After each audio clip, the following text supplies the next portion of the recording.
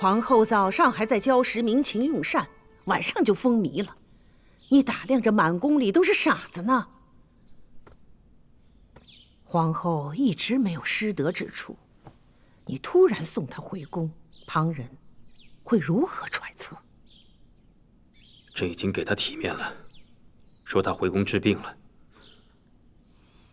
儿子奉皇娘巡幸江浙，承欢洽庆，却不想皇后举止风靡，当着朕的面亲手断发。朕只好将她送回宫中。若皇后的行为再有乖违，朕就废除她皇后之位。皇后这么做，必定事出有因。你夜夜游湖之事，哀家不提，你就真当哀家不知道了吗？人已经送走了，听说都出家当了姑子，非得把一个个妙龄女子逼到这般地步，实在太过。皇后心慈，才留了他们性命，叫哀家说杀了他们，挂在城墙上示众也不为过，才好堵了百姓们的嘴。额娘，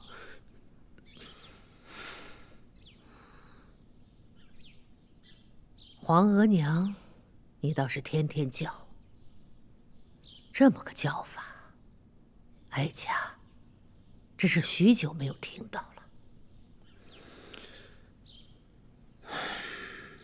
在儿子的心里，您永远是儿子的额娘。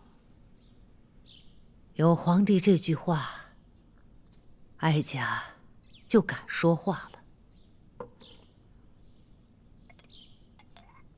皇帝，你是真的想废后？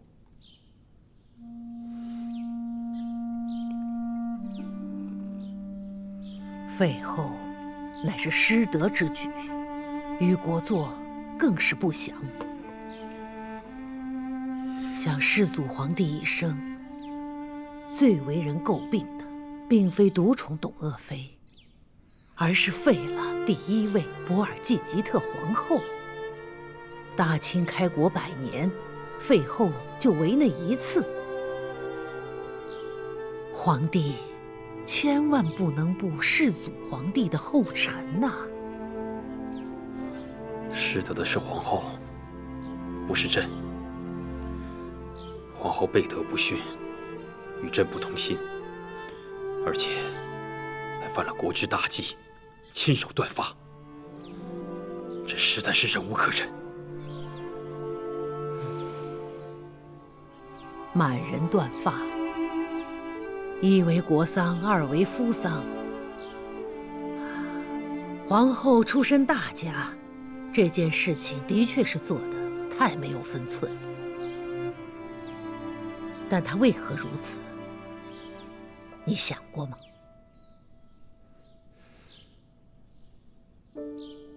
皇帝啊，你是逼皇后太甚了。皇后如此狂悖，叫朕如何能忍？夫妻本为一体，若是废后，则天下臣民不安。如今又才出了游湖的艳闻，在这个节骨眼上，你要废后，让天下人如何揣测？这游湖之事，朕是受了晋中的怂恿，是儿子轻率，儿子认错，朕已经叫皇贵妃去处置晋中了。既然处置了晋中，那就是皇后无罪。民间休妻，尚要有七出之条，皇帝如何昭告天下废后的因由？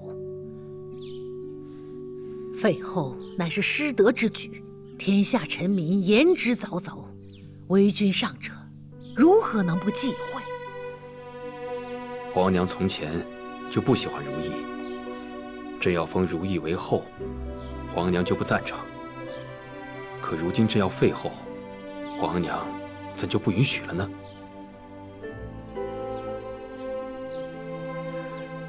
哀家以前的确是不喜欢如意，但那是因为她姑母景仁宫的缘故。当年哀家不赞同立如意为后，为的是皇帝。如今哀家不赞同废后，为的也是皇帝。皇帝当年那么坚持要立如意为后，如今又怎不喜了呢？皇帝就不怕旁人议论，说你对皇后是色衰爱弛的缘故？变的是如意，不是朕。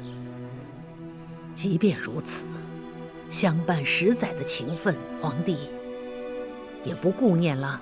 朕不是不顾念，是皇后言行不当，一言一行都不像个国母。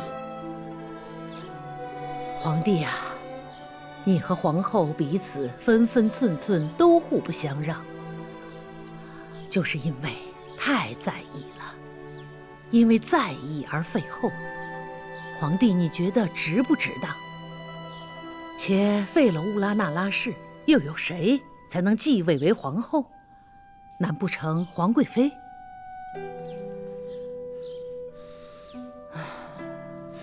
皇帝啊，若说要像皇后，像妻子，莫过于孝贤皇后；若是像奴才，你宫里多的是那样的女子。哀家就怕你真正废弃了如意之后，会后悔，会发现你对她的在意，那时可就晚了，追悔莫及了。